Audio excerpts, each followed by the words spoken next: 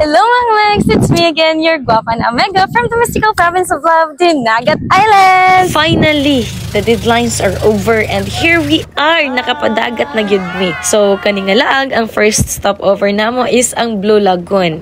Nga bagan, di na nako mabilang sa sigig balik-balik every year, but lami gyud gihapon siya balikan tungod sa iyahang kalami sa view. So, mauni isa sa mga garbo sa Sub-Saharan Mindanao, Dinagat Islands. Kaning akong mga kauban, ako silang giingnan nga, hi mo sa kamera. Kay mga uto-uto ang puding hi, pudi ay gyud. Timing ra pud kaayo ang pag-adto namo didto kay wala gyud pud siya ni ulan. So ning cooperate gyud ang weather sa amoa. And of course, dili gyud na mawala ang kaon sa laag cause kaon is life buyata. And akong giingnan akong bana nga, paspas kaon doy kay gamiton. Oh, unsa naman pud nang imong huna-huna. Dirty minded ra kayo ka.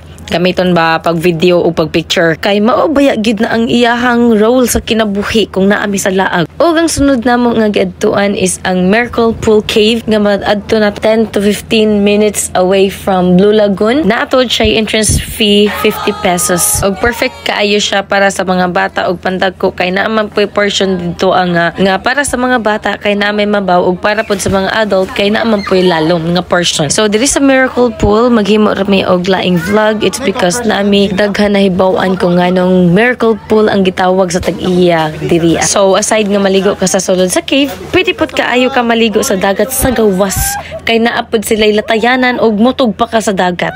Safe man pod noon siya liguan kay bisan og lalom-lalom tuod siya, naa man pod sila life jacket ang tag-iya nga pwede ra ka makahulam since nagbayad man kag entrance fee nga 50 pesos per head. Pero og kay ulo libre ra kayo.